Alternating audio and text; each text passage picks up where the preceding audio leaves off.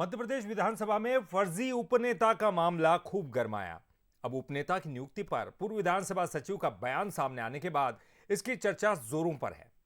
तो आखिरकार क्या है ये पूरा मामला, इस रिपोर्ट में आपको दिखाते हैं। उपनेता प्रतिपक्ष की नियुक्ति पर उठे सवाल, एमएलए भूपेंद्र सिंह के बयान से मचा बवाल, पूर्व सचिव ने दिया कानून का हवाला। मध्य प्रदेश विधानसभा में उपनेता का जिम्मा निभा रहे हेमंत कटारे की नियुक्ति क्या फर्जी है? इन दिनों सियासत में इसकी चर्चा जोरों पर है। दरअसल पूर्व मंत्री और विधायक ने इसे लेकर विधानसभा में शिकायत दर्ज कराई है। उन्होंने नियमावली दिखाकर कटारे को कटघरे में खड़ा किया है। उनके बयान पर पूर्व विधानसभा सचिव भगवान दास इसरानी ने भी मुहर लगाई है। उपनेता का नियमावली में कहीं पर भी कोई प्रावधान नहीं है, तो ये जो फर्जी उपनेता बनकर घूम रहे हैं, ये नियमावली है। इस नियमावली में कहीं पर भी उपनेता का कोई प्रावधान नहीं है। ये राजपत्र का प्रकाशन है। इस राजपत्र में नेता प्रतिपक्ष का ही नोटिफिकेशन है, उपनेता का कोई नोटिफिकेशन नहीं है। तो ये पूरी तरह से फर्जी उपनेता बनकर घूम रहे हैं। ये जो नेता प्रतिपक्ष और उपनेता प्रतिपक्ष का जो मामला है, तो देखिए ये संवैधानिक पद नहीं है।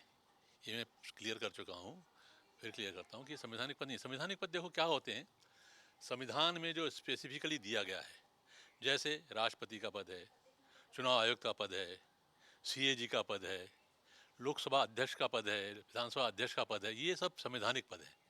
बाकी पद जितने भी होते हैं वो राज्य के अपने कानून बनते हैं, उसके तहत बनते हैं।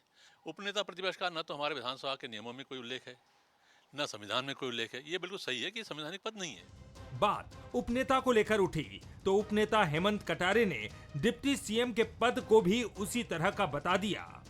कटारे ने अपनी सफाई में तथ्य सामने रखकर नए सवाल भी खड़े कर दिए। 25 जनवरी 2024 को विधानसभा सचिवालय की ओर से लेटर प्राप्त हुआ, जिसमें मुझे उपनेता का रिकॉग्निशन भी मिला है। अगर उपनेता का पद नहीं है तो उप मुख्यमंत्री का पद भी फर्जी है, क्योंकि उसका भी संविधान में कोई उल्लेख नहीं है। लेकिन यदि विधानसभा इसका रिकॉग्निशन दे रही है तो माननीय अध्यक्ष जी की अनुमति से दे रही है, तो मुझे लगता है कि इस पर राजनीति नहीं होनी चाहिए। और अब जो चीज़ को विधानसभा रिकॉग्नाइज कर रही है, विधानसभा के ऊपर नहीं होते भूपेंद्र सिंह, उसके नीचे अंदर सदस्य होते हैं।